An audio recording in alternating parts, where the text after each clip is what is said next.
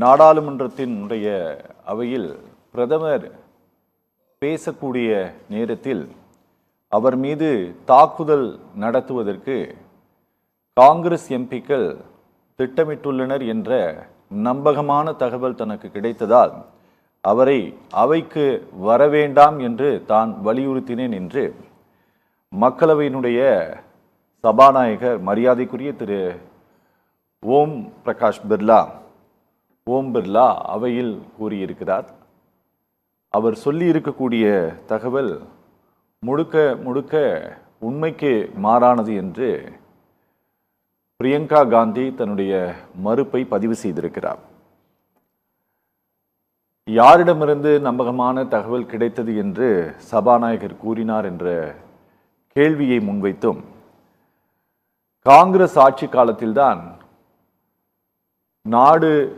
நாட்டில் இருந்த 35 கோடி மக்களையும் பிரச்சனையாக அப்போதைய பிரதமர்கள் கருதினார்கள் என்று இந்த நாட்டினுடைய பிரதம மந்திரி திரு நரேந்திர மோடி அவையில் கூறியிருக்கிறார்.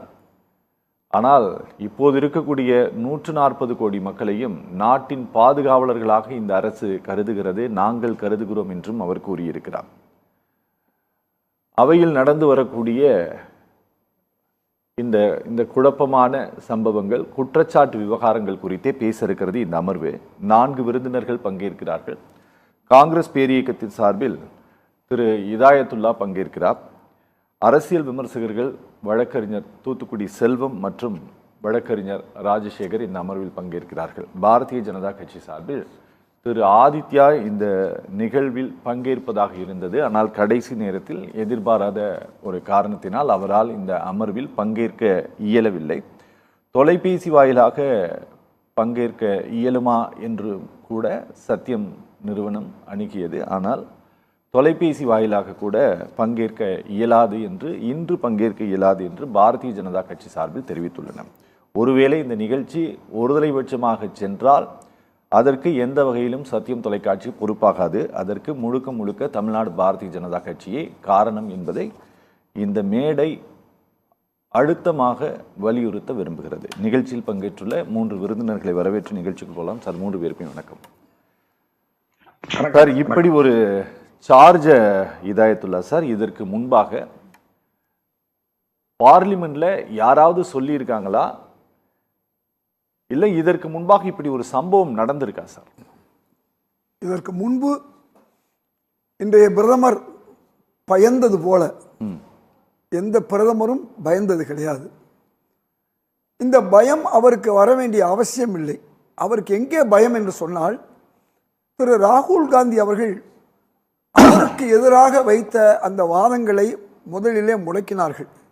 அந்த வாதமே பிரதமருக்கு எதிரானது.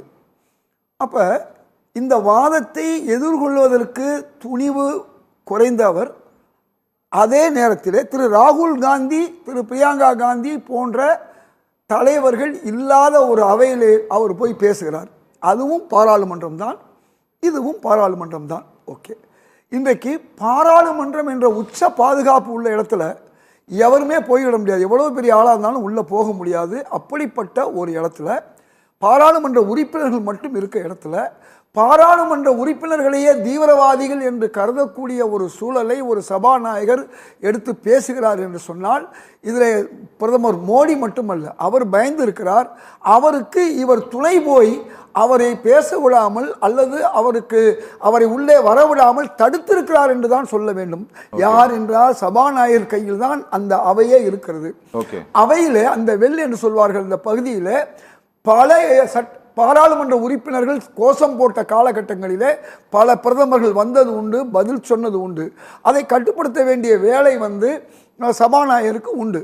இப்போ பிரச்சனை பாஜக ஆட்சியிலே உள்ளே மட்டுமல்ல, நாடாளுமன்ற தாக்குதல் என்பது பாஜக ஆட்சியில் தான் நடைபெற்றது.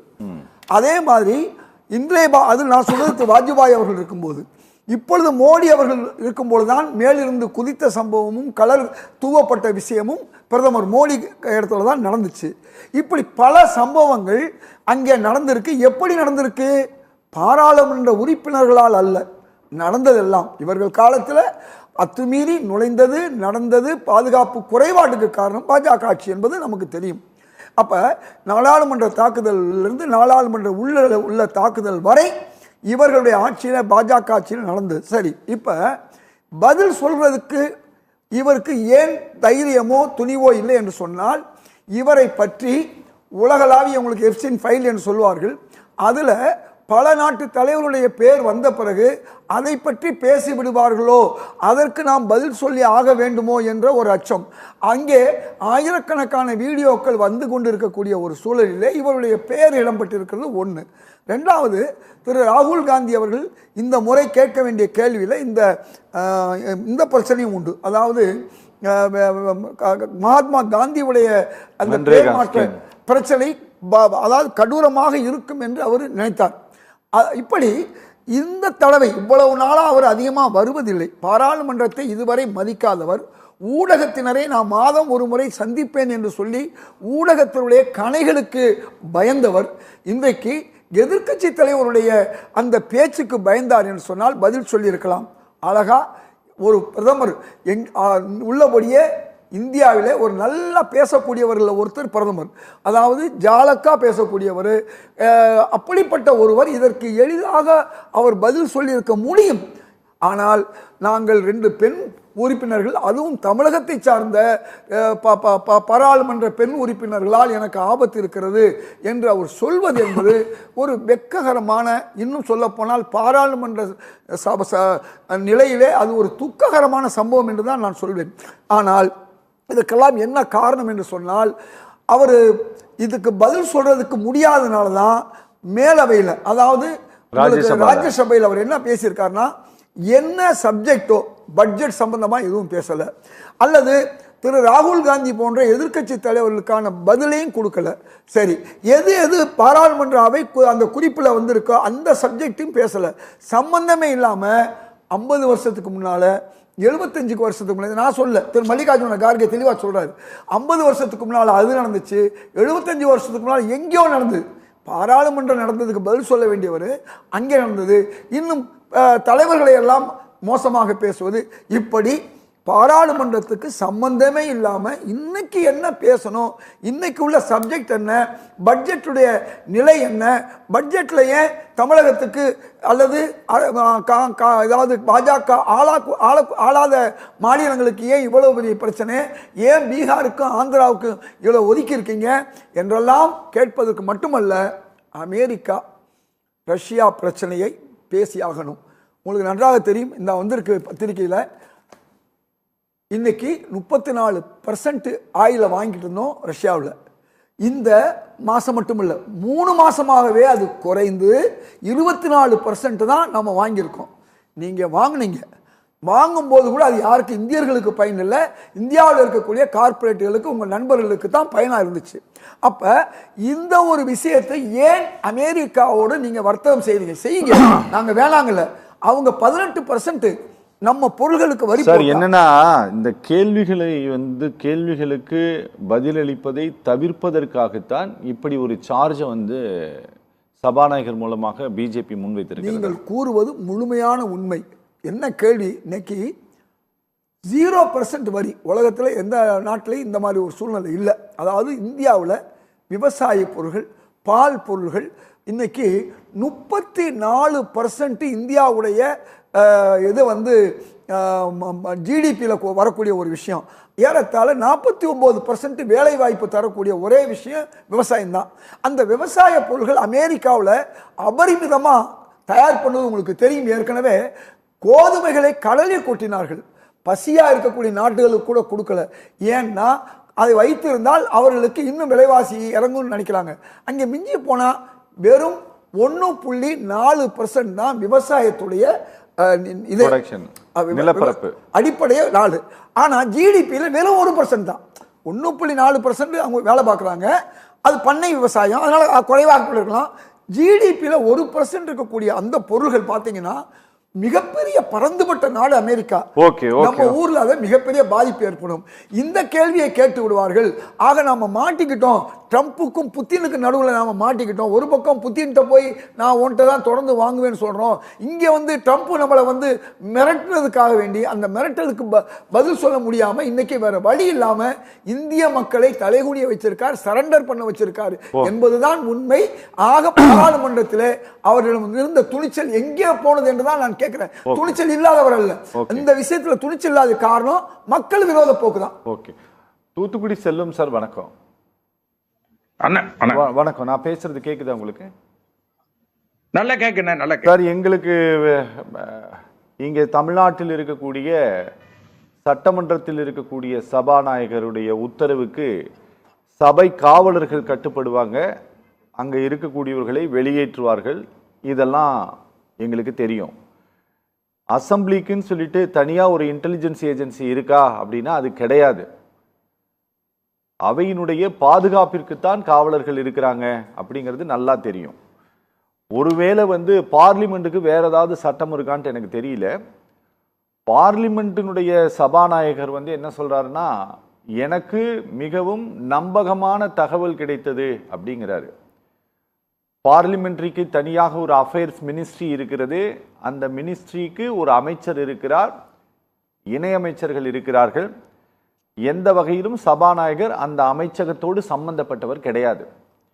அப்போ நம்பகமான தகவல் கிடைச்சது யாரை அட்டாக் பண்றதுக்கு அப்படின்னா, பிரதமரை அட்டாக் பண்ணுவதற்கு, பிரதமர் மீது தாக்குதல் நடத்துவதற்கு. எங்கே? லோக்சபாவில், மக்களவைக்கு முன்பாக. எப்போது? அவர் குடியரசுத் தலைவர் உரைக்கு நன்றி தெரிவிக்கும் தீர்மானத்தின் மீது பேச தொடங்கும் போது. எப்படி? அவர் பேசிக் கொண்டிருக்கக்கூடிய அந்த இடத்தை சுற்றி கேரோ பண்ணி அவரை அட்டாக் பண்றதுக்கு ட்ரை பண்ணியிருக்காங்க. இந்த தகவல் எனக்கு சாலிட் இன்ஃபர்மேஷன் கிடைச்சது.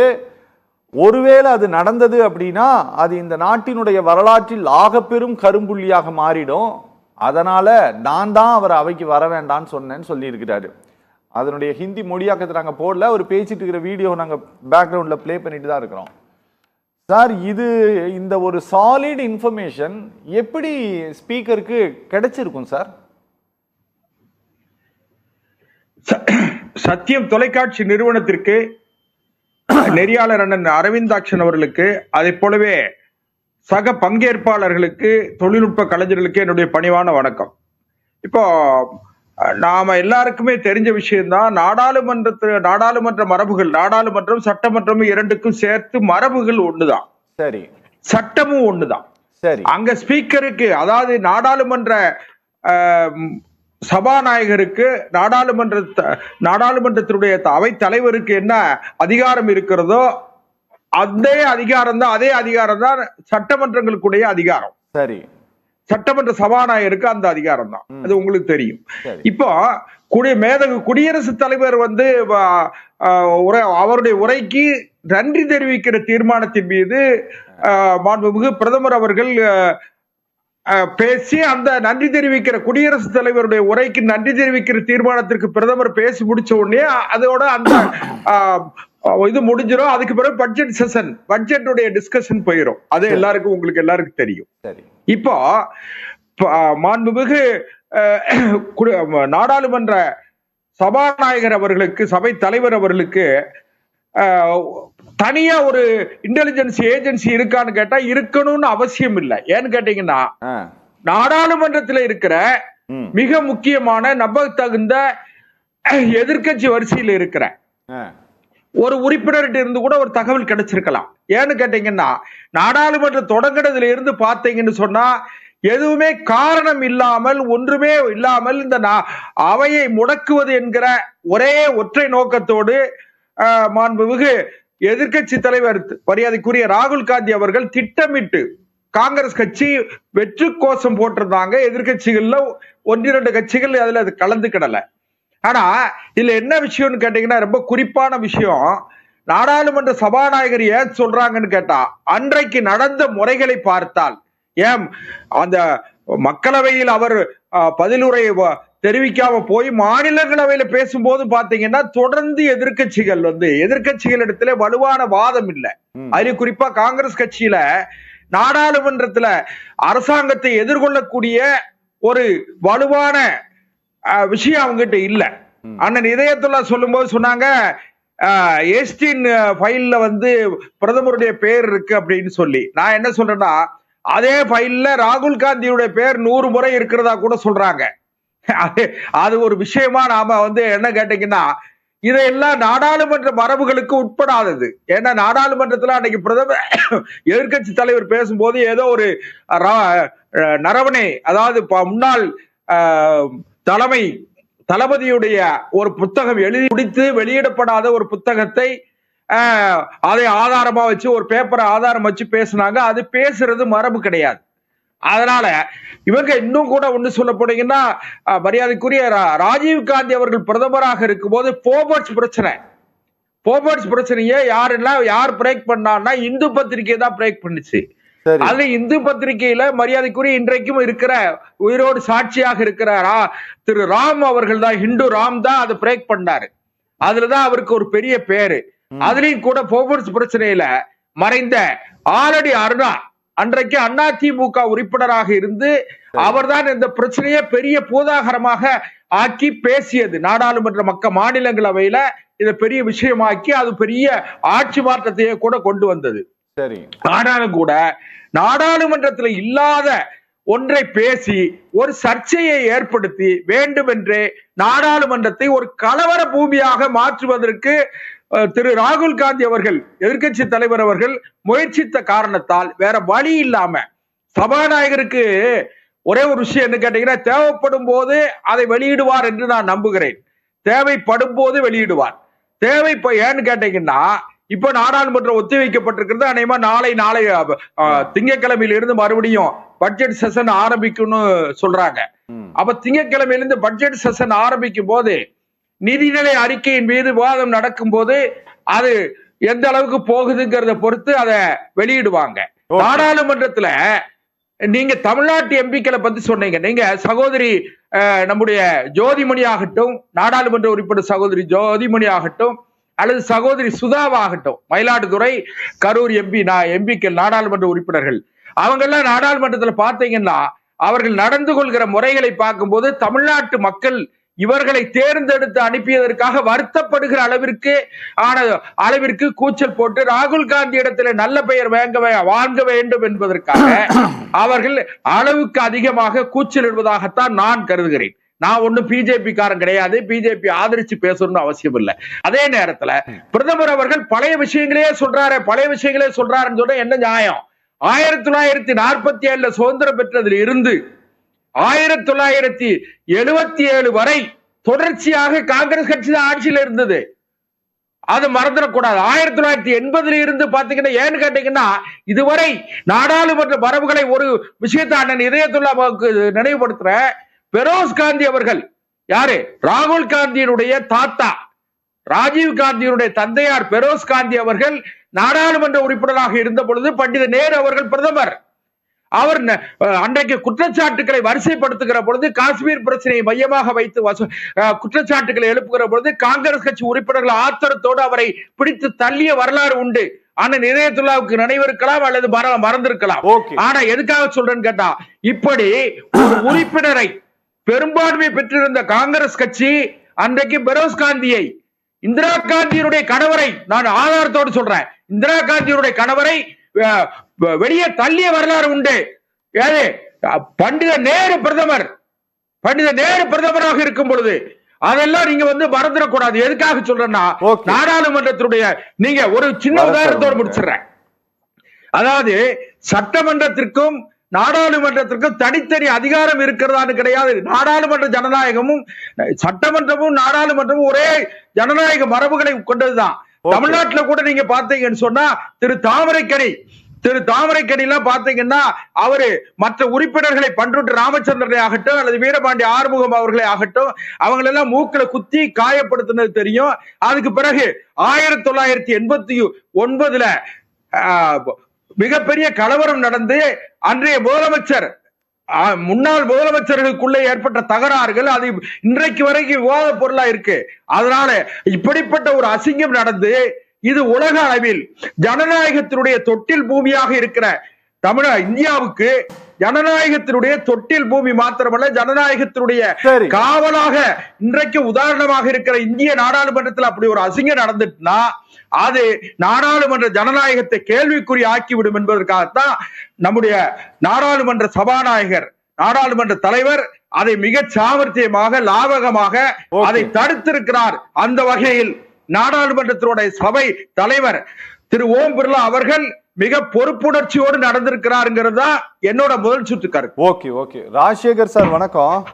ராஜசேகர் சார், எகெயின்ஸ்ட் தி பிரதமர் நீங்க என்ன செஞ்சீங்க அப்படின்னாலும் சரி, நீங்க இணையத்தில் தேடினாலோ அல்லது யாரிடமாவது நீங்க பேசிட்டு இருக்கிறீங்க, பிரதமருக்கு எதிராக அவர் அட்டாக் பண்ற சிந்தனையோடு நீங்கள் இருக்கிறீர்கள் அப்படின்ட்டு எங்காவது இந்தியாவினுடைய மூலையில் எங்காவது ஒரு மூலையில் ஒரு புகார் பதிவாகிறது, யாராவது ஒருவர் கொடுக்கிறாரு அப்படின்னா ஹோம் மினிஸ்ட்ரிக்கு கீழே இருக்கக்கூடிய சிடிசிஆர் டிவிஷன் அது என்ன பண்ணுதுன்னா அந்த எஃப்ஐஆர் அப்படியே தூக்கி டெல்லியில் இருக்கக்கூடிய என்ஐஏவுக்கு ஒரு ரெக்கமெண்டேஷன் கொடுத்துட்றாங்க, இந்த வழக்கை வந்து நீங்கள் விசாரிங்கன்னு சொல்லிட்டு.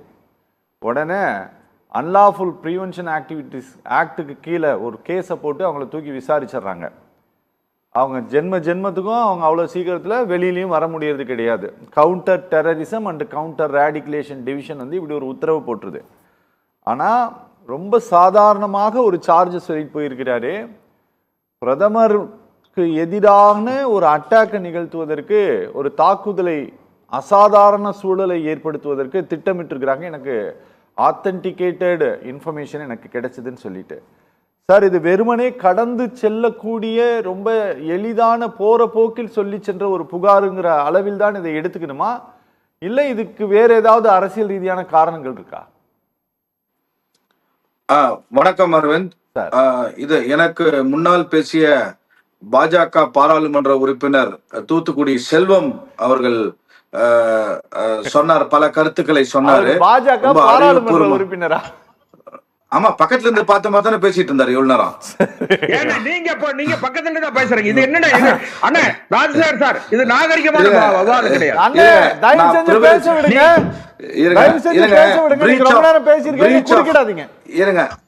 பிரீச் ஆஃப் பிரிவிலேஜ் அப்படின்றது பாராளுமன்ற மரபுல இருக்குது ஒண்ணு. ரெண்டாவது, சபாநாயகர் தான் சேர்மன், ஹி ஹாஸ் வானளாவிய பவர் இருக்குது. அதாவது நம்ம வந்து article 105 of the Indian constitution, அப்புறமா ரூல் 222 ஆஃப் லோக்சபா, அந்த ரூல் பிரகாரம் இந்த மாதிரி ஒரு பிரீச் ஆஃப் மெம்பர் வந்து ஒரு சபாநாயகருக்கு இல்ல மெம்பரோட மிஸ்பிஹேவியர், இந்த மாதிரி த்ரெட்டனிங் இன்ஃபர்மேஷன்ஸ் இதெல்லாம் இருந்துச்சுன்னா, attacking a member, causing obstruction, discharging duty, disorderly conduct of standard parliamentary conduct, இதெல்லாம் இருந்துச்சுன்னா சபாநாயகர் நேரடியாக அவருக்கு வந்து எந்த கமிட்டிக்கும் பண்ண வேணாம். சபாநாயகர் has so much for powers to invoke article 105 and rule 222 of the Lok Sabha. இத பண்ணலாம். இது வந்து சட்டம், பாராளுமன்ற சட்டம். அதாவது ஒரு பிரதமரை, அந்த நாட்டினுடைய பிரதமர் சார் 105 and 222, அத freedom of speech and immunity from court proceedings for action inside the house. Okay, அப்படி அந்த ஆர்டிகல் கொடுக்கிறதுனால இது வந்து கோர்ட்டுக்கு போக முடியாது, நீதிமன்றத்துக்கு போக முடியாது. சபாநாயகருக்கு தான் பவர் இருக்குது ஆக்ஷன் எடுக்கிறதுக்கு. Okay, he can act whatever he wants, அந்த மாதிரி ஒரு பவர். ஓகே, அப்படி இது ஒண்ணுமே இல்லைங்க. கடவுள் வந்து, உதாரணத்துக்கு ஒரு கம்பேரிசன், ஒரு அனலாஜி சொல்றேன். கடவுள் வந்து எனக்கு ஒரு தகவல் வந்துச்சு, நான் பயமா இருக்குது அப்படின்னு கடவுள் சொன்னா, நம்மளுடைய சாதாரண குடிமகன் எந்த நிலைமையில இருக்கோ அந்த மனநிலையில் தான் நான் இருக்கிறேன் இப்போ. ஓகே, எப்படின்னா பாராளுமன்றம், இந்த நாட்டினுடைய பாராளுமன்றத்துடைய தலைவர் sir, speaker has so much powers. Okay, even the supreme court cannot interfere. Okay, உச்ச நீதிமன்ற தலைமை நீதிபதி நினைச்சா கூட இத क्वेश्चन பண்ண முடியாது. ஓகே, அப்படி இருக்கும் ஒரு பவர் உள்ள ஒரு மனிதர், ஹானரபிள் ஸ்பீக்கர் வந்து ஒரு சீரியஸ் அலிகேஷன், என்னுடைய பிரதமரை என்னுடைய நாட்டின் பிரதமரை இன்னொரு கட்சியின் பாராளுமன்ற உறுப்பினர் தாக்க போகிறார் என்ற தகவல் எனக்கு கிடைத்தது. அதனால் நான் நம்ம பிரதமரை வர வேண்டாம்னு சொல்லிட்டேன். எனக்கெல்லாம் வந்து நான் ஒரு குடிமகனா எனக்கு ஐடியாலஜிக்கலா நான் வந்து அகைன்ஸ்டா இருக்கலாம், நான் எதிர்கருத்து வச்சிருக்கலாம். But he is our prime minister, he is prime minister of India. 140 கோடி மக்களுடைய பிரைம் மினிஸ்டர் சார். அவரை வந்து ஒருத்தர் தாக்க போறாங்கன்னா ஏன், வாட் இஸ் த ரீசன், ஏன் நடவடிக்கை இந்த நிமிஷம் வரைக்கும் ஆல்மோஸ்ட் 24 ஹவர்ஸ்க்கு மேல ஆயிடுச்சு அவர் சொல்லி. அப்படி இருக்கும் பட்சத்துல என்ன ஏதாவது ஒரு நடவடிக்கை இது வரைக்கும் எடுத்திருக்காங்களா? ஏதாவது ஒரு எவிடன்ஸ பாராளுமன்றத்தில் சொல்லியிருக்காங்களா? பாராளுமன்றத்தில் ஏதாவது ஒரு தவறு நடந்தா பிரிவிலேஜ் மெஷன் ஸ்பீக்கர் கிட்ட தான் போய் கம்ப்ளைண்ட் பண்ணோம். சரி, அவரே ஓபன் ஹவுஸ்ல டெம்பிள் ஆஃப் டெமோக்ரஸின்னு சொல்றோம். பாராளுமன்றத்தை டெம்பிள் ஆஃப் டெமோக்ரஸி, அதாவது ஜனநாயகத்தின் கோயில் என்று சொல்கிறோம். அப்படி இருக்கும் பட்சத்துல கோயில்ல கடவுள் ஸ்தானத்தில் இருக்க ஒரு சபாநாயகர் இவ்வளவு சீரியஸான ஒரு விஷயத்தை அப்படியே கடந்து செல்ல முடியவே முடியாது. Okay okay. பிரதமர் ஆல்சோ அவரு கீழே தான் இருக்காரு, இஸ் a மெம்பர், அவருக்கும் அவர் தான் தலைவர், பிரதமருக்கும் அவர் தான் தலைவர். அப்படி இருக்கும் பட்சத்துல என்னுடைய பிரதமரை இன்னொரு பாராளுமன்ற உறுப்பினர்கள், அது ஆண் பெண் ஜெண்டர்லாம் போல யாரா இருந்தாலும் தாக்க போகிறார்கள். எனக்கெல்லாம் கோபம் கொதிக்குது சார். எனக்கு என்னுடைய பிரதமர் சார் இது ரொம்ப எப்படி சொல்றது அப்படின்னா, இது வந்து அரசியலமைப்பு ரீதியாக கான்ஸ்டிடியூஷன் பிரகாரம் இந்த அவை நடக்குது அப்படின்ட்டு நான் உறுதியாக நம்புகிறேன். அதனால சபாநாயகர் இப்படியான ஒரு கம்யூனிகேஷனை பிரதமர் அலுவலகத்தோடு செய்யணும் அப்படின்னா அதுக்கு ஏதாவது ப்ரொசீஜர் இருக்கா சார்? இல்ல இல்ல இல்ல நேராவே ஒரு போன் அடிச்சு நீங்க வராதீங்க, எனக்கு இந்த மாதிரி தகவல் வந்திருக்குன்ட்டு அப்படி சொல்லிட முடியுமா? இல்ல, அதுதான் பிரிவிலேஜ். இது நம்ம privilege motion, the privileges of member of parliaments and the ஸ்பீக்கருக்கு எவரிபடி என்ஜாய்ஸ் a privilege. நீங்க பாராளுமன்றத்துக்குள்ள ஒவ்வொரு உறுப்பினரும் they have got a privilege.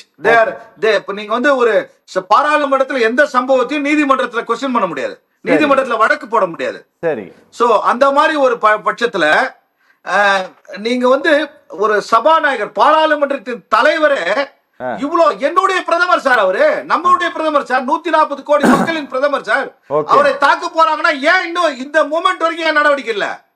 சும்மா நம்ம விவாதம் பண்றதுக்கு அங்க இருக்கிறோம் சார். ஒரு இந்த இது it is a grave breach of security and threat for lifeனா இது என்ன இப்படி விவாதமா பண்ணோம், ஏன் நடவடிக்கை இல்ல? சோ இருங்க, இதுதான் கான்ட்ரடிக்ட் ஆகுது. சோ எல்லாமே பொய்யா கோபால் அப்படின்னு கேட்க வேண்டிய சூழ்நிலைக்கு வரணுமா? இதெல்லாம் கட்டுக்கதைகளா, வாட்ஸ்அப் யூனிவர்சிட்டியில வந்த செய்திகளா? ஓகே. ஏன்னா எந்த நடவடிக்கை இல்ல, பொதுமக்களிடம் எந்த கருத்து சொல்ல, பாராளுமன்றத்துல எந்த தகவல் வரல, ஊடகத்துல எந்த செய்தியும் வரல, எந்த எவிடன்ஸ் இல்ல, எந்த ப்ரூஃப் இல்ல. இந்த மாதிரி நான் கேள்விப்பட்ட போன வந்தேன் சும்மா. இது பாருங்க, this is a very very serious allegation. Okay. இத வந்து நம்ம கடந்து போங்கன்னு சொன்னீங்கன்னா கடந்து போறதுக்கு உண்டான விஷயமும் கிடையாது. இது வந்து நான் வந்து it is not a joke. Okay, it is a very serious matter. Okay. ஆனா இது வந்து அரசியல் இல்லனா என்ன இது பேரு? ஓகே, இது அரசியல் இல்ல சார். நேரடியா பார்க்கலாம் சார். 2015 அல்லது 16 காலகட்டத்தில் குஜராத்ல வந்து சட்டமன்ற தேர்தல் நடந்தது சார். சட்டமன்ற தேர்தல் நடந்த போது அங்கு பிரச்சாரத்திற்காக இந்த நாட்டினுடைய பிரதம மந்திரி போனார். போன போது அவர் என்ன சொன்னாரு அப்படின்னா, குஜராத் தேர்தல்ல பாகிஸ்தான் தலையிடுகிறது, முன்னாள் பிரதமர் தயவு செஞ்சு நான் சொல்றதை கேளுங்க. முன்னாள் பிரதமர் மரியாதைக்குரிய திரு மன்மோகன் சிங் வந்து பாகிஸ்தான் கிட்ட பேசி பாகிஸ்தான் தலையிடுகிறது இந்த தேர்தலில் குழப்பத்தை ஏற்படுத்தன்னு சொல்லிட்டு ஒரு பெரிய சார்ஜ் வச்சாரு. பார்லிமெண்ட்ல பெரிய அமளி துமளி நடக்குதுன்னு, யார் அதை பண்ணாங்க என்னன்ட்டு நீங்க விளக்கம் கொடுக்கணும், விசாரிக்கணும்னு சொல்லிட்டு காங்கிரஸ் பெரிய பிரச்சனை கிளப்பினோன்னு அப்போது மரியாதைக்குரிய அருண்ஜேட்லி சொன்னாரு, அப்படியெல்லாம் எந்த இதுவும் இல்லை, அதனால அவருடைய தேசப்பற்றை நாங்கள் வந்து சந்தேகிக்கவில்லை, அதனால் இந்த விஷயத்தை இத்தோடு கடந்து செல்ல நாங்க விரும்புகிறோம் அப்படின்னு சொல்லி பதில் கொடுத்து முடிச்சிட்டாரு. அதுபோல இந்த சபாநாயகர் இன்னைக்கு வைத்திருக்கக்கூடிய குற்றச்சாட்டும் ஏதோ போற போக்குல சொல்லிட்டாரு அப்படிங்கிற அளவில் இதை எடுத்துக்கொள்ளலாமா சார்?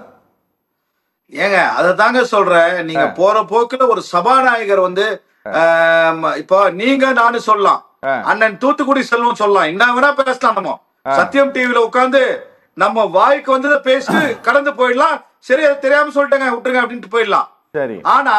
ஆனா ஒரு பாராளுமன்றத்துல சபாநாயகர் is a constitutional head of the parliament sir. Okay. அவர் பேசுற ஒவ்வொரு வார்த்தையும் goes on record. ஓகே. இது வரலாற்றுல ஒரு பதிவு செய்யப்பட்ட ஒரு முக்கியமான விஷயம். பதிவாயிடுச்சு இது. பதிவாயிடுச்சு. அப்படி இருக்கும்போது prime minister of a country is about to be attacked by members of opposition party, that too lady members from Tamil Nadu. அப்படினா தமிழ்நாட்டுல தேர்தல் வரதுக்காக சொல்றதா? ஓகே. இல்ல என்ன இதுல என்ன தேர்தலுக்கு இந்த மாதிரி ஏதாவது குண்ட போட்டே இருப்பீங்களா எல்லாரும்? ஓகே. இல்ல மக்கள் 140 கோடி மக்களும் ஓகே. இல்ல என்ன காதுல பூ வச்சுக்கணுமா? 140 கோடி மக்களும் அவங்க ஏதாவது ஒண்ணு சொல்லிட்டு போயிட்டே இருப்பீங்க. நாங்களும் இது வந்து தலையாட்டிக்கிட்டு தஞ்சாவூர் பொம்மை மாதிரி உட்கார்ந்துக்கிறோமா? தலையாட்டு பொம்மையா? ஓகே. என்ன நடக்குதுன்னே தெரியல சார். என்னுடைய பிரதமர் சார், என்னுடைய பிரதமர், உங்களுடைய நாட்டினுடைய பிரதமர் சார். அவருக்கு ஒரு ஆபத்துனா எனக்குலாம் நான் வந்து என் உயிரை கொடுக்க தயாரா இருக்கேன் சார் பாரத பிரதமருக்காக. ஓகே ஓகே ஓகே பேசலாம் சார். ஒரு சின்ன பிரேக் அப்புறமே பேசலாம். நேரிலே ஒரு சிறிய இடைவேளைக்கு பின் சத்தியம் சாத்தியமே தொடரும். After admitting, we are very glad that we admitted her here because my daughter, though she is not very high studious girl, we wanted her to be an all-round development, and it has worked out well. எங்களுடைய support என்னைக்கும் உங்களுக்கு உண்டு. அது எங்க குழந்தைங்க. நாங்க எப்பவுமே bring your children அப்படின்லாம் எந்த மெசேஜுமே நாங்க போடுறதில்ல. நாங்க அவர் அப்படிங்கிற வேர்ட் தான் யூஸ் பண்ணுவோம். அப்படி இருக்கிறதுக்கு தான் நாங்க ஆசைப்படுறோம். Olive Tree Group of Schools, CBSE. Admission open for 2025 to 26 for pre-KG to grade 6 and grade 11. To enroll, contact 755000112. Caught in a fleeting moment, ஓவியமானாயோ மேனியை டைடம் தீண்ட வானமாயானா கல்யாண கோலம் அழகை கூட்டுதே அழகே அடி அழகே கல்யாண கோலம் கனவு போலவே மேனியை டைடம் தீண்ட Diadem.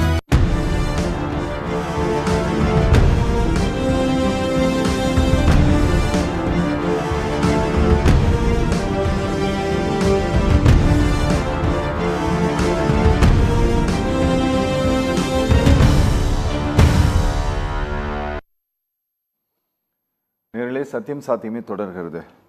இதாயத்துல்லா சார், இன்னும் ஒரு 50 இல்லை ஒரு 100 ஆண்டுகள் கழிகிறதுன்னு வச்சுக்கோங்களேன். இன்னைக்கு பார்லிமெண்ட்ல பதிவாகி கொண்டு இருக்கக்கூடிய எல்லா ஆவணங்களையும் இன்னைக்கு வந்து நேஷனல் இன்ஃபர்மேட்டிக்ஸ் சென்டர் மூலமாக கம்ப்யூட்டரைஸ்டு பண்ணிட்டாங்க. சரிங்களா? எல்லாமே ஆவணப்படுத்தப்பட்டு விட்டது. இந்த டாக்குமெண்ட்டை நீங்கள் எங்கே வேணால் எடுக்கலாம். இன்னும் ஃபியூச்சர் போக போக இன்னும் டெவலப்மெண்ட் ஆகிட்டே போயிடும். ஒரு 50 வருடம் 60 வருடம் கழிச்சு சார் ஒரு குறிப்பிட்ட ஒரு தலைமுறைகள் இல்லாமல் போகுதுன்னு வச்சுக்கோங்களேன். இந்த சம்பவத்தை நுணுக்கமாக கவனித்த தலைமுறை இல்லாமல் போகிறாங்கன்னு வச்சுக்கோங்களேன். இறந்து போகிறார்கள் அல்லது அவர்களுக்கு பேசுவதற்கான வாய்ப்புகள் இல்லாமல் போகுதுன்னு வச்சுக்கோங்களேன். அப்போது இன்னைக்கு சொல்லிட்டு இருக்காங்கல்ல, 35 கோடி மக்களையும் சுதந்திரத்திற்கு பிறகு நேரு பிரச்சனையாக கருதினார்னு இன்னைக்கு சொல்கிறாங்கல்ல. அதுபோல் இன்னொரு 75-80 வருஷம் கழித்து சொல்லுவாங்க, பிரதமர் மோடியை வந்து காங்கிரஸினுடைய 2 பெண் எம்பிக்கள் தாக்க சதி செய்தார்கள், அதனால் நான் அவைக்கு வர வேண்டாம்னு சொன்னேன்ட்டு பாருங்கள் சபாநாயகர் பேசிய குறிப்பு அவையில் இருக்கிறது. காங்கிரஸ் ஒரு தேச துரோக கட்சின்ட்டு 75 வருஷத்துக்கு பிறகும் இது பேசப்படுவதற்கு வாய்ப்பு இருக்கு. நிச்சயமாக இவருடைய இந்த உரை, அவருடைய அந்த பேச்சு அவை குறிப்பிலிருந்து நீக்கப்படுவ வேண்டியது அவசியமா சார்? நிச்சயம். பொய்யும் புரட்டும் சொல்லக்கூடிய பாஜகவை சார்ந்த பிரைம் மினிஸ்டர் மகாத்மா காந்தியுடைய கொலையில் கூட ஒரு முஸ்லீம் என்று சொல்லத்தக்க அளவில் அந்த கொலையாளியை வந்து ஒரு சுண்ணத்து பண்ணி கையில் வந்து ஒரு முஸ்லீம் பேரை எழுத வச்சு இவ்வளவும் செய்தவர்கள். அது மட்டுமல்ல, இன்னைக்கு இந்தியாவுடைய ஆர்கியாலஜிக்கல் சொல்லக்கூடிய தொல்பொருள் விஷயத்திலையும் வரலாற்றை எழுதுகிற விஷயத்திலையும் இன்றைக்கு மிகப்பெரிய தவறுகளை இந்த அரசு செய்து கொண்டிருக்கிறது என்று வரலாற்று அறிஞர்கள் சொல்கிறாங்க. அது மட்டுமல்ல, கடந்த ஆண்டிலிருந்து யூஜிசிலேயே அதாவது இப்போ நம்ம இந்த வருஷம் படிக்கக்கூடிய பிஏ பிஎஸ்சி படிக்கக்கூடிய மாணவர்களுக்கு தவறான இந்திய வரலாறு, ஏன்னா ஜேம்ஸ் மில்லு தான் 1927 அந்த இந்திய வரலாறுன்னு முத இந்திய வரலாறு எழுதுறாரு. அப்போ அந்த இந்திய வரலாறு யாரை வச்சு எழுதுறாரு? வேற வழி இல்லை, அன்னைக்கு இருந்த உயர்ஜாதிக்காரர்களை வச்சு தான் எழுத முடியுது. அப்போவும் அதில் வரலாற்றை திரித்தார்கள். அதன் விளைவு தான் இன்னைக்கு சகோதரர்களாக இருக்க வேண்டிய கிறிஸ்தவ முஸ்லீம் இந்துக்களுக்குள்ள சண்டை வருவதற்கு காரணமே பல வரலாறுகளை திரித்தது. வெள்ளையர்களுடைய தவறு செய்தார்கள், முகலாயர்கள் தவறு செய்தார்கள், இப்படியெல்லாம் சொல்லி வரலாற்றை கொண்டு வந்துக்கிட்டு இருக்காங்க. அப்படி இருக்கும்போது நீங்கள் சொல்வது நடக்கலாம். எப்படியெல்லாம் நடக்கலாம்னு சொன்னால், இப்போ சகோதரர் தூத்துக்குடி செல்வம் பெரோஸ் காந்தி தாக்கப்பட்டார் சொல்கிறார் இல்லையா, அப்படி ஒன்றும் வரலாறு இங்கே இல்லை. அவர் வாயாலே ஒரு எதிர்க்கட்சி தலைவர் சொல்லி முடிச்சிருக்கேன், நான் சொல்லி முடிச்சிருக்கேன். நீங்க பேசும்போது உங்க ஆதாரத்தை கொடுங்க, அதுவரை நேரத்தை எடுத்துக்கங்க. இந்த பக்கத்துல இந்த இடத்துல இருக்கு பார்லிமெண்ட் குறிப்புன்னு நீங்க சொல்லுங்க, நான் இல்லை நான் மறுக்க மாட்டேன். ரெண்டாவது விஷயம், அந்த மாதிரி அவர் பல விஷயங்களை நேருவுக்கு உதவியாக, நேருவை எதிர்த்து பேசி அந்த உதவியாக அந்த குற்றங்களை வெளியே கொண்டு வந்தவர் அவர் நேருவுடைய மருமகனும் கூட. அவர் தாக்கப்பட்டாருன்னு சொல்றது இப்ப நீங்க சொல்றீங்க பாருங்க, 60 வருஷமா 30-40 வருஷத்துக்கு நீங்க சார் இருங்க, நீங்க பேசும்போது நான் குறிக்கல, பல பொய் புரட்ட சொன்னீங்க, நான் குறிக்கலவே இல்லை. நான் பேசும்போது குறிச்சுக்கிட்டே நீங்க உண்மைக்கு மாறான தகவல் சொல்லாதீங்க, அதை குறிச்சுக்கிட்டு எனக்கு நீங்க பதில் சொன்னீங்கன்னா நான் மிகுந்த மகிழ்ச்சி அடைவேன். கொஞ்சம் நீங்க குறிக்கிடாதீங்க. இப்ப இந்த மாதிரி நாளைக்கு இந்த வரலாறு வாய்ப்பு உண்டு. நீங்க சொன்ன மாதிரி இவையெல்லாம் நீக்கப்பட வேண்டும் என்பது ஒரு உண்மை. இப்ப நான் என்ன கேட்கிற விஷயம், சபை காவலர்கள் இருக்காங்க. பிரைம் மினிஸ்டருக்கு 2 புறமும் 4 பேர் உள்ள வரலாம். 2 பெண்கள் தான் தாக்க போறாங்க. ஆமா, திரு ராஜசேகர் சொல்ற மாதிரி முன்கூட்டியே அவர்களை சார்ஜ் பண்ணி அந்த 2 பேரை என்ன பண்ணலாம், அப்புறப்படுத்திருக்கலாம். யார பிரைம் மினிஸ்டர் ஏதோ வர்றாரு சொல்லிட்டு இந்த 2 பேரை அப்புறப்படுத்திருக்கலாம். உண்மையா இருந்தா, அல்லது உண்மையா இருந்தா இந்த நிமிஷம் வரையும் அவர்கள் மேல இந்த மாதிரி எங்களுக்கு ரூமர் வந்திருக்கு, வதந்தி வந்திருக்கு, அல்லது உண்மையான செய்தி வந்திருக்குன்னு சொல்லி அந்த 2 பேர் மேல இன்னைக்கு வரையும் நடவடிக்கை எடுத்துக்கலாம். எதுவுமே செய்யலை. இவங்க எல்லாம் எப்படி போய் சொல்லியிருக்காங்கன்னா, புல்வாமாவுடைய ராணுவ வீரர்கள் இறந்ததுக்கு காரணம் யாருன்னு சொல்லி பாஜகவுடைய கவர்னர் சொல்றதுக்கும் இவங்க பாஜக அரசு சொல்றதுக்கும் வித்தியாசம் இருக்கு. அதே மாதிரி பகல்காம்ல, அதே மாதிரி ஊரில் எதெல்லாம் இவங்களுக்கு எதிராக நடந்துச்சோ அதை பூரா பிளேட்டை திருப்பி போட்ட வேலையை இவங்க ஏற்கனவே செய்தவர்கள் தான் பாஜகவினர்கள். எது எடுத்தாலும் ஆன்டி இந்தியன்கிறது, இந்தியாவுக்காக யாராவது நல்லதா பேசினாலும் அவங்களுக்கு எதிரானவர்கள் என்று சொல்வது. அது மட்டுமல்ல, சீனா என்று சொல்வதற்கு பயம். சீனாங்கிற வார்த்தையை சொல்வதற்கு என்ன பயம் இவங்களுக்கு? சபாநாயகருக்கு மரியாதைக்குரிய எதிர்க்கட்சி தலைவர் திரு ராகுல் காந்தி ஒரு கடிதம் ஒன்று எழுதியிருந்தார். அந்த கடிதத்தில் அவர் குறிப்பிட்டிருந்தது என்ன அப்படின்னா, இந்த மாதிரி எதிர்க்கட்சி தலைவரை பேச விடாமல் செய்வதற்கு சபாநாயகர் நிர்பந்திக்கப்பட்டிருக்கிறார் அப்படின்ட்டு ஒரு குற்றச்சாட்டை நீங்க அவர் மேல வச்சிங்க, சபாநாயகர் மேல. சபாநாயகரை பாரதிய ஜனதா கட்சியினுடைய ஹை கமாண்ட் மிஸ்யூஸ் பண்ணியிருக்கு, எல்ஓபிய பேச விடாம செஞ்சிருங்க அப்படிங்கிறத அவர் அவருடைய கடிதத்தில் வலியுறுத்தி இருந்தார். அதனால அதே ஆயுதத்தை சபாநாயகரும் கையில் எடுத்திருக்கிறாரா, நீங்க பிரதமரை அட்டாக் பண்ண முயற்சி பண்ணீங்கன்ட்டு? அதான் நான் என்ன சொல்ல வர்றேன், அதாவது ராகுல் காந்தி எந்த அளவுக்கு போயிட்டார்னா, நீங்க எழுதி கொடுங்க, நான் அதை பேசுறேன், நான் பேசுறதை நீங்க கேட்கலன்னா எழுதியாவது கொடுங்கன்னு சொல்றாரு. இன்றைக்கு இந்தியாவுடைய இல்லை, சீனா இந்த நரவாணி விஷயத்தை நான் ஏன் பேசலை முதல் சுற்றுலைன்னு சொன்ன காரணம் என்னன்னா, அதில் நேரடியாக குற்றம் சாட்டப்படுபவர் திரு ராஜ்நாத் சிங், பாதுகாப்புத்துறை அமைச்சர். 2வது தான் பிரதமர் வருவார். அவர் அதுக்கு பதில் சொல்றதுக்கு அவர் அவையில் இருந்தும் கூட அதுல 4 பேர் வராங்க சார். ராஜ்நாத் சிங் வராரு, எக்ஸ்டர்னல் அஃபேர்ஸ் மினிஸ்டர் ஜெய்சங்கர் வராரு, national security adviser Ajit Doval வராரு, அண்ட் பிரைம் மினிஸ்டர் ஆபீஸ் சம்பந்தப்படுகிறது. பிரைம் மினிஸ்டர் ஆபீஸ் நேரடியாக. இப்படிப்பட்ட ஒரு விஷயத்துக்கு பிரைம் மினிஸ்டர் பயப்பட வேண்டிய அவசியம் இல்லை. அவர்கள் பதில் சொல்வாருன்னு சொல்லிருக்கலாம். ஏன் பிரைம் மினிஸ்டர் சீனா பல தாக்குதல் நடக்கும்போது சீனாவுக்கு எதிராக சொல்றது இல்லை? ட்ரம்ப் இவ்வளவு தூரம் நமக்கு எதிராக வந்து வரிய போடும்போது 50% அதிகமாக போடும் பொழுது ஏன் ட்ரம்ப்பை பற்றியோ ட்ரம்ப் செஞ்சது தவறுன்னு சொல்றதுக்கு ஏன் அவரால் முடியலை? அது மட்டும் இல்லைங்க, சீன அதிபர் வந்து இங்கே மகாலிபுரத்தில் இருக்காரு, குஜராத்தில் ஊஞ்சலாடுறாரு. இந்த ரெண்டையும் பார்த்துட்டு போன பிறகுதான் நமக்கு எதிராக நடவடிக்கை எடுக்கிறாரு. அதே மாதிரி ட்ரம்ப்பும் பிரதமர் மோடி ரொம்ப க்ளோஸாக 2 பேரும் ஃப்ரெண்ட்ஷிப்பாக இருக்கும்போது தான் பிரதமர் மோடி அவர்களை கூட வச்சுக்கிட்டாலே இவ்வளவு பலவீனமானவரான்னு சம்பந்தப்பட்டவர்கள் நினைக்கிறாங்க. அதுக்கு முன்னே அந்த அதே நேரத்தில் பிரதமர் நேருவாக இருக்கட்டும், ராஜீவ்காந்தியா இருக்கலாம், அவங்க மேல ஒரு பயம் இருந்திருக்கு. அது மட்டும் இல்ல, அமெரிக்க ஜனாதிபதியை டாக்டர் மன்மோகன் சிங் கொலை பிடிச்ச காலம்லாம் உண்டு. இப்படி இருந்த ஒரு பாராளுமன்ற உறுப்பினர்கள் பிரைம் மினிஸ்டர்கள் இன்னைக்கு பிரைம் லைவ் மினிஸ்டராகவோ அதை சொல்லக்கூடிய சபாநாயகர் ஸ்பீக்கர் வந்து லைவ் ஸ்பீக்கராகவோ மாறினது வெக்கப்பட வேண்டியது, வேதனைப்பட வேண்டிய ஒரு விஷயம். தூத்துக்குடி செல்லும் சார், வணக்கம். தூத்துக்குடி செல்லும் சார், நீங்களே வந்து இன்னொரு 10 வருஷம் கழிச்சு இல்ல ஒரு 5-6 ஆண்டுகள் கழித்து இந்த விவகாரத்தை பேசும்போது எப்படி பேசுவீங்க அப்படிங்கிறதுக்கான உதாரணமாக நார்த் இந்தியாவில் இருக்கக்கூடிய பல தொலைக்காட்சிகளில் பாரதிய ஜனதா கட்சிக்கு ஏதோ ஒரு வகையில் ஆதரவாக பேசக்கூடியவர்கள் எப்படி பேசிட்டு இருக்காங்க அப்படிங்கிறதுக்கான ஒரு சின்ன உதாரணத்தை மட்டும் நான் உங்ககிட்ட கொடுக்க விரும்புகிறேன். அந்த ஆங்கர் வந்து கேட்குறாங்க, பிரதமரை வந்து இப்படி அட்டாக் பண்ண வராங்கன்னு சொல்லியிருக்காங்களே, ஆனால் அவங்க கையில் தான் எந்த ஆயுதமுமே எதுவுமே இல்லையே, அவங்க எப்படி அட்டாக் பண்ணுவாங்கன்ட்டு. அப்போ பிஜேபிக்கு ஆதரவாக பேசக்கூடிய நபர் சொன்னார், ஆமாம் நீங்கள் சொன்னது உண்மைதான், அவங்க கையில் வந்து எந்த ஆயுதமும் இல்லை, ஆனால் அவங்கக்கிட்ட தான் பல்லு இருக்குது. என்னது பல்லை வச்சு என்ன பண்ணுவாங்க அப்படின்னா, பல்லை வச்சு பிரதமரை கடிச்சிருப்பாங்க அவங்க அப்படிங்கிறாங்க. புரியுதுங்களா சார் நான் சொல்றது? இது வந்து ரொம்ப ரொம்ப இது வந்து ஒரு சாதாரணமா கடந்து போயிற விஷயமா அப்படின்னா அப்படி இல்லை. இது வந்து 140 கோடி மக்கள் இருக்கக்கூடிய நாட்டில் கிட்டத்தட்ட ஒரு 980 தொலைக்காட்சிகள் இருக்கிறது. இங்க 980 தொலைக்காட்சி சேனல் இருக்கு, அதுல ஒரு 500 டெலிவிஷன் சேனல் இருக்கு, பல ரீஜனல் லாங்குவேஜ்ல போகுது. எந்த மக்கள் கிட்ட இந்த விஷயம் எப்படி கடந்து போகுது அப்படின்ட்டு கண்டுபிடிக்க முடியலன்னு வச்சுக்கங்களேன். இப்படி எல்லாம் போகுது. அதனால இது வந்து இந்த சார்ஜை இதை அப்படியே ரிசீவ் பண்ணிக்கிறது அப்படின்னா இதுக்கான சரியான ஆதாரத்தை இந்த நாட்டு மக்கள் கிட்ட அவர்கள் கொடுக்க வேண்டியதும் ரொம்ப அவசியமானதா? அதாவது நீங்களே கூட சொன்னீங்க, அண்ணன் ராஜசேகர் அவர்கள் கூட கொஞ்சம் ரொம்ப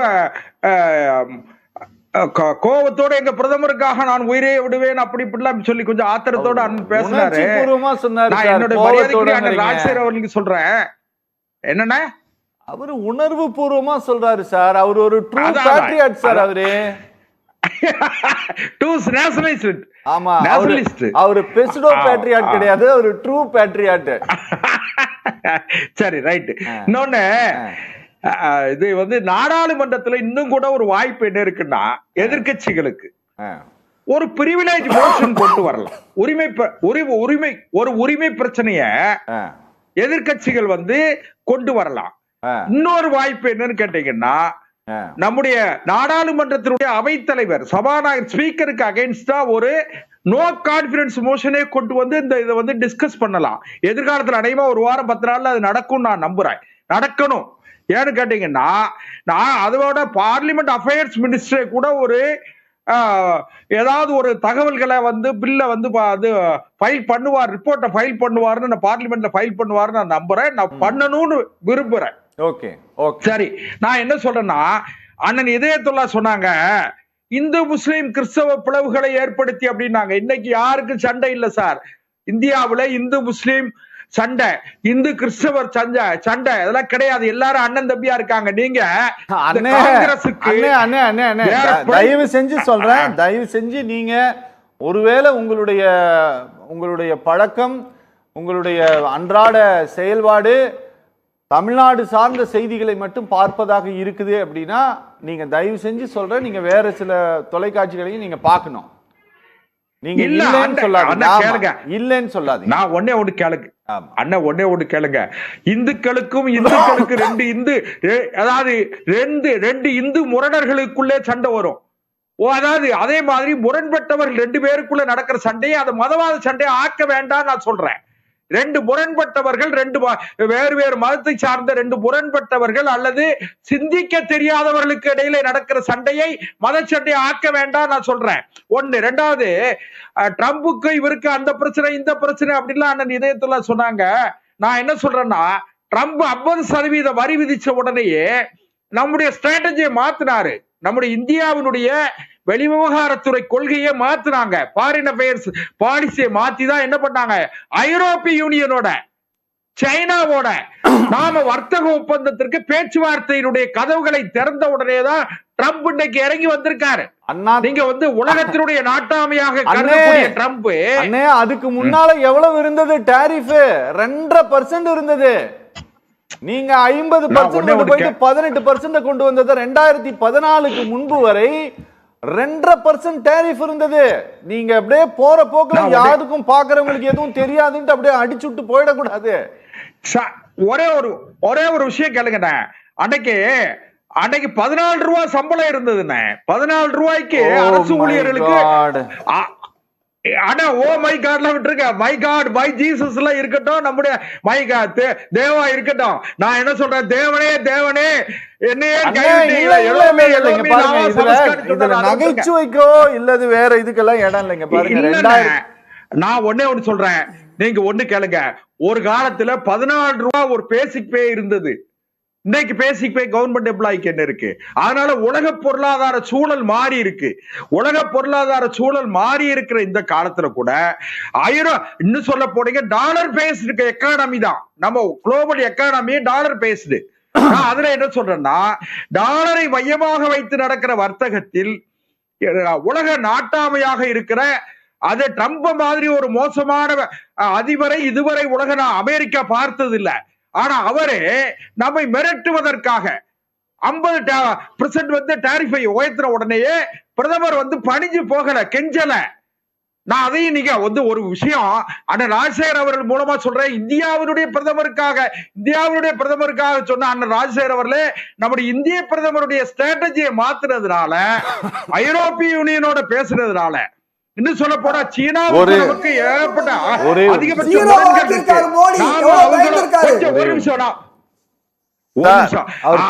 ஐரோப்பிய யூனியனோட நாம என்ன பண்றது? அது இல்ல. நீங்க இன்னொரு விஷயம் அரவிந்தன், நான் இதயத்துள்ள நினைக்கிறதெல்லாம் நான் பேச முடியாது. உண்மையை பேசுங்க. இங்க பாருங்க, 2.5% இருந்த டாரிஃப் நீங்கள் 50% மாறுகிறது. சரியா? 14 மிரட்டலை செய்கிற அமெரிக்க இல்லை, மிரட்டலை செய்கிற அமெரிக்க ஏகாதிபத்தியத்திற்கு இந்தியா அடிபணியல. அடி பணிஞ்சிருச்சு சார். ஜீரோ அமெரிக்க இந்தியாவுல எந்த பொருள் அமெரிக்கா பொருள் வந்தாலும் நம்ம ஜீரோ, நோ டாக்ஸ். பாதிக்கப்படுவது இந்தியர்கள். இதயத்துல நீங்க ஒரு வர்த்தக அமைப்பை வைத்திருக்கிறவர் என்கிறனால சொல்றேன், இந்திய அமெரிக்க ஏகாதிபத்தியத்திற்கு அடிபடியாமல் அமெரிக்க ஏகாதிபத்தியத்தை அடிபடிய வைத்த நரேந்திர மோடிங்கிறதா என்னுடைய கருத்து.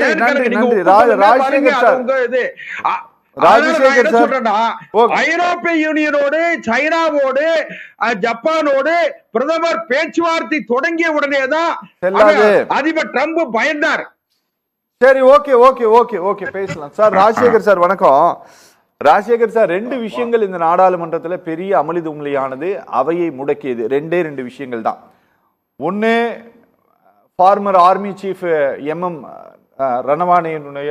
நரவானேனுடைய அந்த கேரவன் மேகசின்ல வெளியான சில பத்திகள். 2, அமெரிக்கா இந்தியாவுடனான இந்த வர்த்தக ஒப்பந்தம் சம்பந்தமாக. சார் பாருங்க, இந்த வர்த்தக ஒப்பந்தத்தில் இந்த டாரிஃப் 18% குறைந்தவுடன் இது இந்த நாட்டினுடைய பிரதம மந்திரியினுடைய சாமர்த்தியம், சாதுரியம் அப்படின்ட்டு அதுக்கான கிளைமை எல்லாமே எடுத்துக்கிறாங்க. ஆனா ஆத்தென்டிகேட்டடா வெளியான ஒரு சில பத்திகள் தொடர்பாக பேசுவதற்கு கூட யாரும் தயாராக இல்லை. அதை நாங்க ரிவ்யூ பண்ணுங்கிறாங்க. அந்த புத்தகம் இன்னும் வெளியில வரலன்னு சொல்றாங்க. சார், பொறுப்புடைமைக்குள்ளாக வருவதற்கு பார்லிமெண்ட்டுக்குள்ள ரூலிங் கவர்மெண்ட் தயாராக இல்லையா சார்? அரவிந்த், வழக்கமா பெரியவங்க எல்லாம் சொல்லுவாங்க, கண்ணால் பார்ப்பதும் பொய், காதால் கேட்பதும் பொய், தீர விசாரித்து. இப்போ நான் தீர விசாரித்து ஆராய்ந்து டிஜிட்டல் ஏஐ சாட் ஜிபிடி எல்லாத்தையும் யூஸ் பண்ணி நீங்க எது உண்மை எது பொய்ன்னு தெரிஞ்ச பிறகும் நம்ம செகண்ட் ஒப்பீனியன் எடுக்கிற கட்டத்துல வாழ்ந்துகிட்டு இருக்கோம். புரியுது. ஆனா நம்ம அண்ணன் தூத்துக்குடி செல்வம் 1947 நான் இந்த யூடியூப்ல எல்லாம் பேசினவங்க பேச்ச கேட்டிருக்கேன், இப்படி எல்லாம் பேசுவாங்க அப்படின்னு. ஆனா இன்றைக்கு பிரிட்டிஷ் வெள்ளைக்காரன் ஏகாதிபத்தியத்தை அப்படி இப்படின்னு பேசக்கூடிய அண்ணன் தூத்துக்குடி செல்வம் குரலை கேட்கும் போது எனக்கு உண்மையிலே இந்தியா சுதந்திரம் அண்டுச்சா அப்படியா அப்படின்னு ஒரு சினிமால ஜோக் வருமா, அந்த மாதிரி இருக்குது இந்த விவாதம்.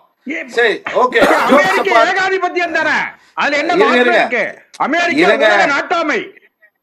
இருங்க, ஏங்க நீங்க போய் எங்க டேபிள் கட்ல குனிறீங்க, எல்லா கதையும் எல்லாருக்கும் தெரியுங்க. நீங்க வந்து பிரச்சனை என்ன தெரியுமா உங்ககிட்ட, இந்த வாட்ஸ்அப்ல வரது ஃபுல்லா நம்பிக்கிட்டு எங்க நீங்க வேண்டாம். நான் வந்து உங்களை சொல்ல பர்சனலா சொல்ல, யார் எங்க ஜெய்சங்கர் என்ன பண்றாரு, அங்க போய் யார்கிட்ட பேசுறாரு, ட்ரம்ப் பார்க்க முடியல, அங்க போய் வெளியுறவுத்துறை ஆபீசரை பார்த்துட்டு வந்துட்டு ட்ரம்ப் கிட்ட பேசிட்டேன்னு சொல்ற காலகட்டத்துல இப்போ வந்து நம்ம வந்துருங்க 2 நிமிஷத்துல அமெரிக்கால ஒயிட் ஹவுஸ்ல என்ன நடக்குது, 2 நிமிஷத்துல சோசியல் மீடியால தொங்க விட்டுருவான் எக்ஸ் தளத்துல. அந்த ரேஞ்சில நம்ம வாழ்ந்துட்டு இருக்கோம். இன்னும் அமெரிக்க ஏகாதிபத்தியம் முட்டாளாக்க முடியாது. ஜென்சி மக்கள் வாழ்ற காலகட்டத்துல வாழ்றோம். நான் கூட போய் சொன்னா சத்தியம் டிவில நான் டிபேட் முடிஞ்ச உடனே என்ன தொங்க விட்டுருவாங்க. சோ அதனால நம்ம அதெல்லாம் பேச வேண்டாம், ரியாலிட்டிக்கு வருவோம். இது பாருங்க, அசம்ஷன், ஆப்டிக்ஸ், பிரிசம்ஷன், இத 3 வகையில எடுத்து வச்சுட்டு ரியாலிட்டிக்கு வருவோம்.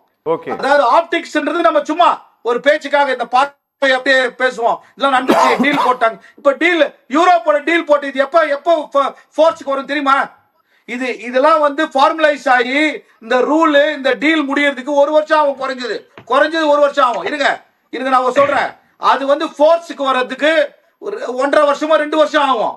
நீங்க அது வரைக்கும் நீங்க யார் கூட ட்ரேட் பண்ணோம், எக்ஸிஸ்டிங் டாக்ஸ் தான் ட்ரேட் பண்ணோம். அதனால இன்னமும் ஒரு டீல சைன் பண்ணிட்ட உடனே ஓவர் நைட்ல எல்லாமே ஒபாமா ஆயிட முடியாது சார். பிராக்டிகலா பேசுவோம். எல்லா டீல்ஸும் it has got is own cooling period. அந்த டைம் லிமிட் இருக்குது. 2 வருஷம் 3 வருஷம் கழிச்சு தான் ஃபோர்ஸ்க்கு வரும் அந்த ஆக்ட், இந்த டீல், இந்த அக்ரிமெண்ட், இந்த ட்ரீட்டிஸ் எல்லாமே அப்படிதான், எல்லாத்துக்கும் பொருந்தும். அதனால நீங்க வந்து இன்னைக்கு டாக்ஸ வந்து இவ்வளவு குறைச்சிட்டாரு, ஜிஎஸ் வாட்ஸ்அப்ல நீங்க என்ன வேணா பேசலாம் சார், யாரும் எது கேட்க முடியாது. அதான் article 19(1) freedom of speech and expression எல்லாருக்கும் இருக்குது. ஓகே, பண்ணலாம், அதுக்கு பெரிய தண்டனை கிடையாது, புரியுதா உங்களுக்கு? ஆனா ஒரு விஷயத்தை அரசை நம்ம பத்தி பேசும்போது நான் வந்து யாரையும் குறைந்த மதிப்பீடு பண்ணல. இப்ப பிரதமர் போட்ட டீல வந்து குறைஞ்சலாம் சொல்ல, but everything has some kind of relevance when it comes into force. So இது வந்து ஒரு பேச்சுவார்த்தை முடிஞ்ச உடனே எல்லாமே ஓவர் நைட் நடந்து மக்கள் அப்படியே பாலாரும் தேனாரும் ஓடுது, மக்கள்லாம் அப்படியே என்னது ஒரு இருங்க நான் சொல்றேன், அப்படியே நீங்க சொல்ற அப்படியே பயங்கரமா வாழ்ந்துட்டு இருக்காங்க அப்படின்லாம் சொல்றதெல்லாம் கிடையாது. Reality is totally different. இன்றைக்கு விலைவாசி உயர்வு தலைக்கு மேல இருக்குது. ஏழை மக்கள், நடுத்தர மக்கள் வந்து அவசப்படுறாங்க. இன்ஃப்ளேஷன், இது எல்லாமே விலைவாசி உயர்வு, பெட்ரோல் டீசல் உயர்வு. இருங்க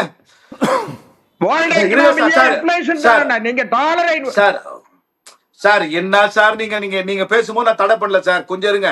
ஃபர்ஸ்ட் ஆஃப் ஆல் ஒரு விஷயத்தை புரிஞ்சுக்கணும் சார், நான் வந்து நம்ம நாட்டின் பிரதமரை குறைந்து மதிப்பீடு செய்யவில்லை. அவர் எடுக்கும் முயற்சி 11 வருஷம் ஆட்சியில் இருக்கீங்க.